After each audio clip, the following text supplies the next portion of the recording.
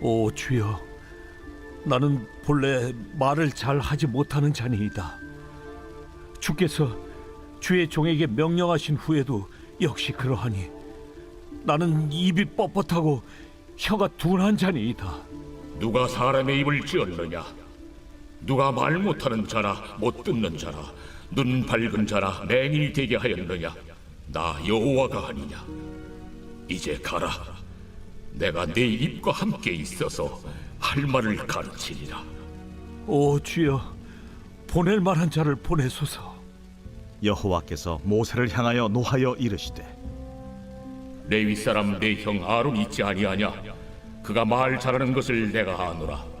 그가 너를 만나러 나오나니 그가 너를 볼 때에 그의 마음에 기쁨이 있을 것이라.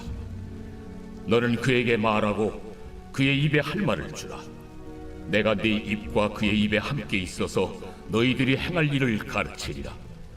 그가 너를 대신하여 백성에게 말할 것이니 그는 네 입을 대신할 것이요 너는 그에게 하나님같이 되리라. 너는 이 지팡이를 손에 잡고 이것으로 이적을 행할지니라. 아멘. 하나님의 말씀입니다. 여러분은 펄스터 펭귄을 아시지요? 바다에는 펭귄의 먹잇감도 많지만 바다 표범 같은 펭귄의 적도 많이 있습니다. 펭귄은 먹잇감을 얻기 위해 두려움을 떨쳐버리고 바다에 뛰어들어야 하지만 잠시 머뭇거립니다. 모두가 우왕좌왕할 때 먹이를 구하기 위해 차가운 바다로 가장 먼저 뛰어드는 펭귄이 있는데 이를 펄스터 펭귄이라 부릅니다. 모두가 머뭇거리고 눈치만 볼 때 가장 먼저 바다로 뛰어드는 펄스터 펭귄은 위험하고 불확실한 상황에서 다른 펭귄의 참여와 도전을 이끌어내는 역할을 하기에 현재의 불확실성을 넘어 용감하게 도전하는 선구자를 지칭하기도 합니다. 우리는 기독교 역사 속에서 하나님의 부르심에 응답한 셀 수 없는 사람들을 만날 수 있습니다. 히브리서는 구름같이 둘러싼 허다한 증인이라고 했습니다. 그들이 하나님의 부르심에 응답했던 태도, 과정, 이 또한 무척 다채롭습니다. 하나님의 부르심은 하나님의 자녀로 구원회로의 부르심이 있으며 또 하나님 나라를 세워가시고자 하나님의 동력자로 부르시는 부르심이 있습니다. 창세기 아브라함은 하나님의 부르심을 따라 고향 친척 아비집을 떠났습니다. 갈 바를 알지 못하였지만 순종의 길을 떠나 믿음의 조상이 되었고 내가 너로 큰 민족을 이루고 내게 복을 주어 내 이름을 창대하게 하리니 너는 복이 될지라 축복하셨습니다. 기도는 농사짓던 사람으로 두려움이 많고 소심한 겁쟁이로 숨어서 포도 타작을 했지만 하나님은 그를 큰 용사로 부르셨습니다. 이스라엘 300용사로 13만 5천 명의 미디안과 아라비아 연합군과 싸워서 승리를 거둡니다. 기도원이 이끄는 이스라엘 300용사는 무기라고는 말할 수 없는 나팔, 횃불, 함성 그리고 항아리를 가지고 미디안 군대를 한밤중에 포위하여 나팔을 불고 사방에서 항아리를 깨뜨리고 함성을 질렀습니다. 혼비백산한 미디안 군대는 서로 죽고 죽이면서 지리멸절했지만 기도원과 300용사는 칼 한 번 쓰지 않고 승리했습니다. 전쟁과 역사의 주관자이신 하나님께서 내가 반드시 너와 함께하리니 내가 미디안 사람 치기를 한 사람 치듯 하리라는 말씀을 이루셨습니다. 로마서 11장 29절 말씀은 하나님의 은사와 부르심에는 후회하심이 없다고 하셨습니다. 주님께서 하나님 나라를 세워가시고자 여러분을 부르실 때 어떻게 반응하셨는지요? 순정히 순종하셨습니까? 아니면 버티다가 어쩔 수 없어 순종하셨는지요? 처음부터 예스라고 힘있게 응답하고는 용두삼이 격으로 끝까지 지속하지 못하고 그만두셨는지요? 아니면 처음에는 노 했지만 멈추지 않는 하나님의 사랑과 깨닫게 하시는 연단을 거치는 눈물 반 콧물 반 천부여 손들고 주께로 갑니다 고백하며 은혜 가운데 계속되고 있는지요?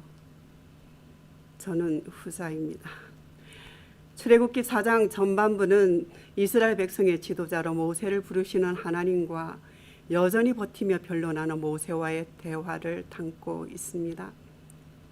모세는 이스라엘 백성을 출애굽시키시고 가나안 땅으로 인도해 들이시려는 하나님의 계획을 듣고도 여전히 의심스러운 눈길을 거두지 않습니다.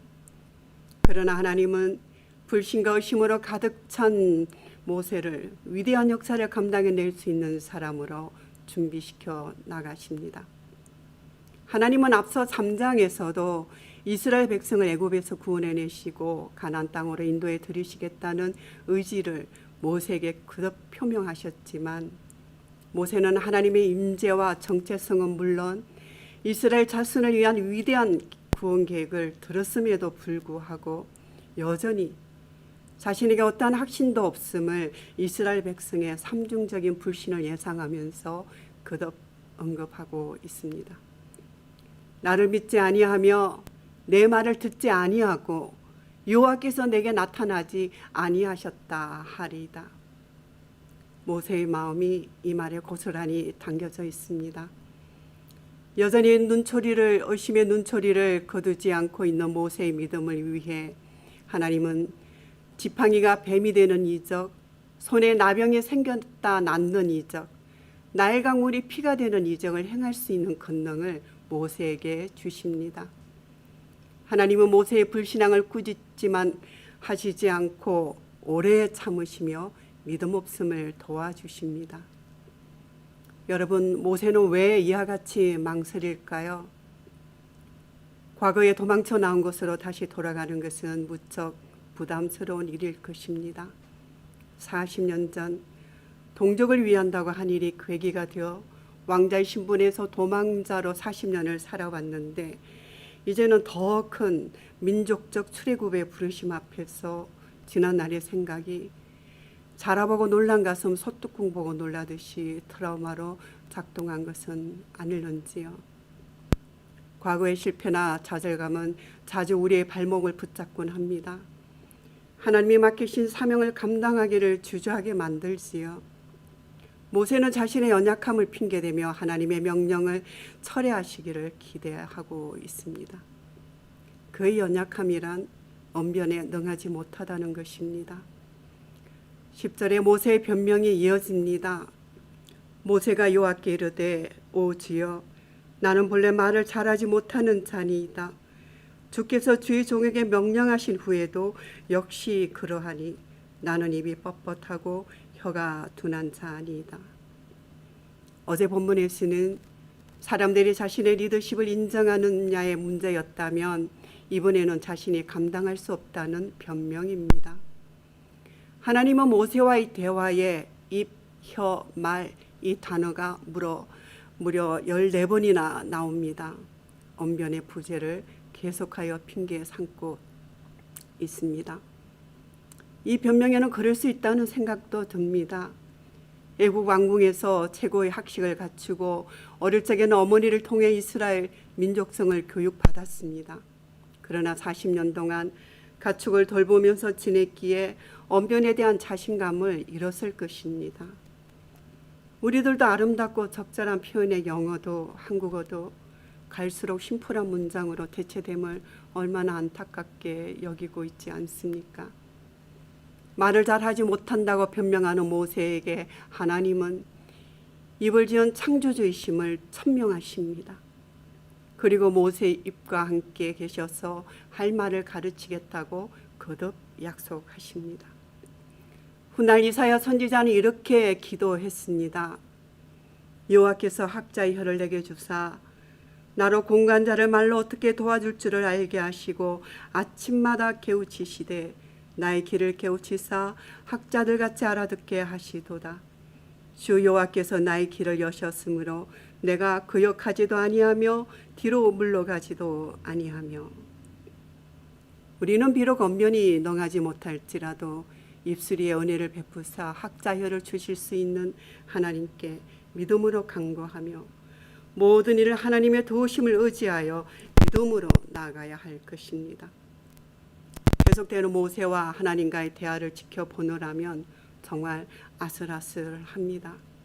13절 모세가 이르되 오 주여 보낼 만한 자를 보내소서.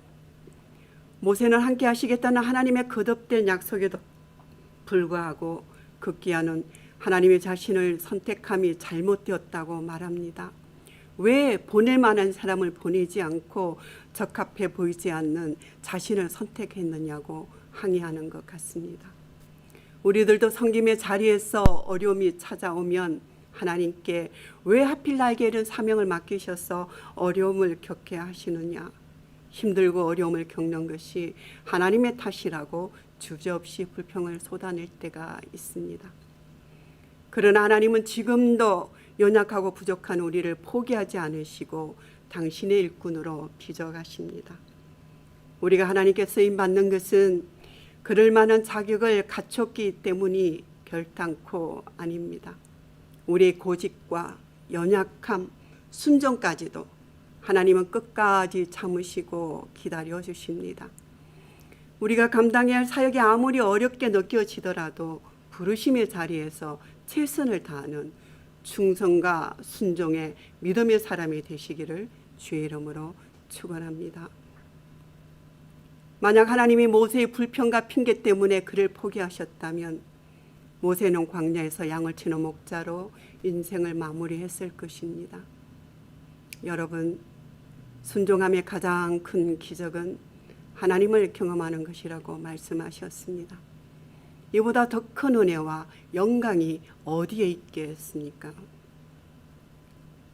오늘도 여러분 가운데는 이전에 자신의 한계를 초월하여 역사하신 하나님이 함께 하셨음을 전인적으로 경험하신 분들이 계십니다.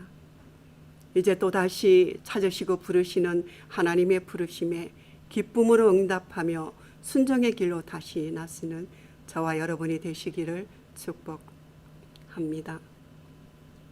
하나님은 모세를 포기하지 않으신 것처럼 우리도 결단코 포기하지 않으십니다. 우리를 지금까지 참아주시고 부르심에 합당한 자들로 빚어주신 하나님께 초점을 맞추고 부르심에 순종하십시다.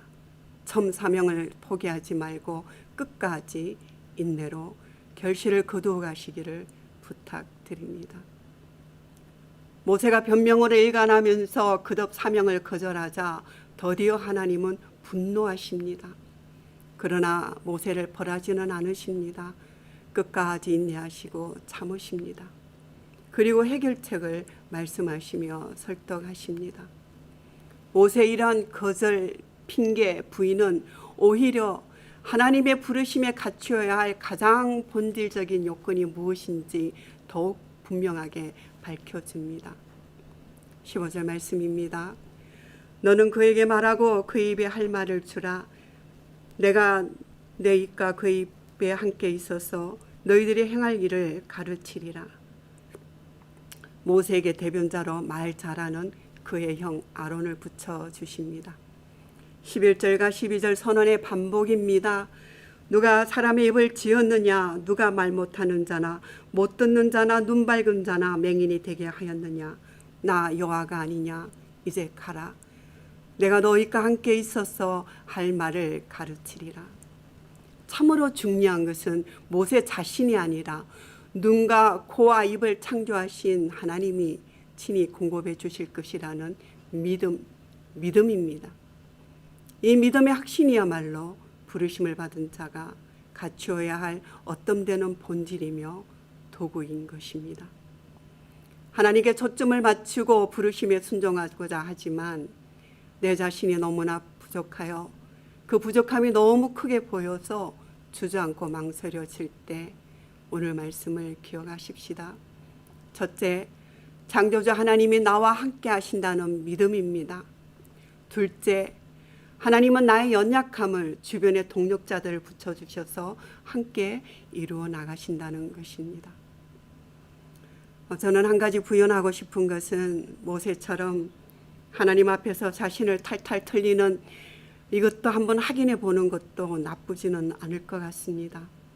더 이상 아무것도 없는 백지 상태에서 순종의 길만 가기에 웬만한 환경의 어려움과 공고함, 외로움도 다 뒤로하고 하나님의 부르심에 집중하여 부르심의 길을 갈 수 있기 때문입니다.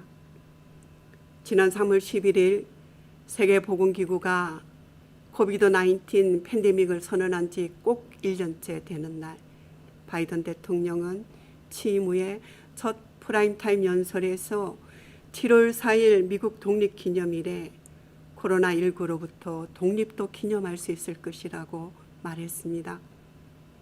이제 우리도 서서히 교회 대면 예배 회복과 더불어서 마치 느헤미야가 무너진 성벽을 재건하듯이 여러 부분에 전반적인 회복을 위하여 교회적인 부르심이 있을 것입니다.